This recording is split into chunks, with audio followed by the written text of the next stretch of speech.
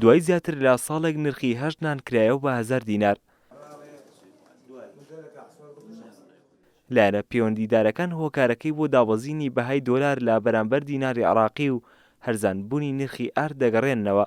وەگەرکێکی نیشتیمانی ئێمڕۆ نانا و سەمەخانەکانی شاری سلێمانی سەردانیان کردین، مبادرەیەکیان کرد کە ئەوان لەبەرەوەی نرخی ئارد دابەزینی بەخۆوە بینیوە، کێشەکان زیادکەنەوەکو جاران نرخی ئارد نرخی نان و سەمون بە شوێکی بەرچاو بەرزبوونە دابەزین بەخۆوە بینێ.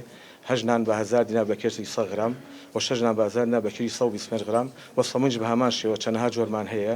بۆ نمونە 8 سەمونمان بەیە بە 1000 دینار، 16 سەمونمان هەیە بە 1000 دینار، 10 سەمونمان هەیە بە 1000 دینار.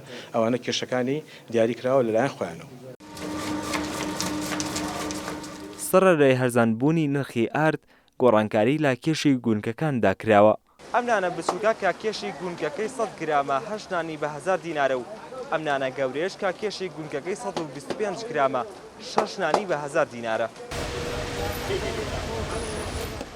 هاوڵاتیان پێشوازی لە بڕیارەکە دەکەن و بە کەمکردنەوەی ئەرکێک لەسەر شانیان دەیبینن. کاتێککە 6 نان بە 1000 بوو گران بوو، بەس ئێستاگەر 8 بێ بە 1000 شتێکی زۆر معقول و ئیجابیە، شتێکی زۆر چاکە بۆ فەقیر بۆ هەژار بۆ خەڵکی ئەم شارە.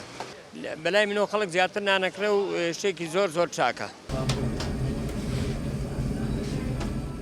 خاوەنی نانەوخانە و سەمونخانەکانی ژەو بڕیارە لە بەرژەوەندی خۆیان دەبین و چاوەڕوان دەکەن هاوڵاتیان زیاتر لە پێشتر نان و سەمونیان لێ بکڕن. ئێستا بێ باش نییە لە هەم لە ڕووی خۆمانەوە هەم لە بۆ خەڵکیش بەڕاستی 6 نان بە 1000 یعنی زۆرە. کەسێک بای 2000 یا بای 3000 نەبات ڕێژێک دانەکەی کەمترە وەک لەوەی کە وەکو جاران بای 3000 بێت، جاران بای 3024 دانێکرد، ئێستا بای 8 دانەکە. ئەم ڕێژەی زۆری فەرقە. ئێمە وەکو داناوە سەمونخانەکانی سلێمانی وەکو ئەرکێکی ئەخلاقی و نیشتیمانی خۆمان هەستین بەم کارە بین مەڵی کاکسۆران کە داوای لێ بکەین ئێمە وەکو داناوە سەمونخانەکانی سلێمانی بتوانین کێشی گونکەکانمان زیاد بکەین لەبەری ئارد 10000 هاتۆتە خوارەوانێ لەبەر بەرژەوەندی هاوڵاتیش فەردەیەک 10000 خوار بڵین 6 نان بە 1000 لە 100 غرام بوو، ئێستا کردومان بە 125 غرام، یاخود 8 نان بە 1000 بوو 75 غرام بکردوانە بە 100 غرام.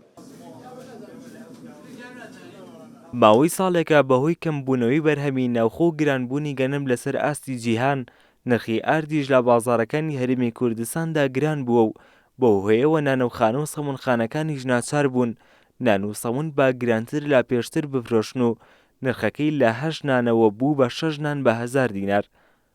بڕۆبادین کورسات نیوز، سلێمانی.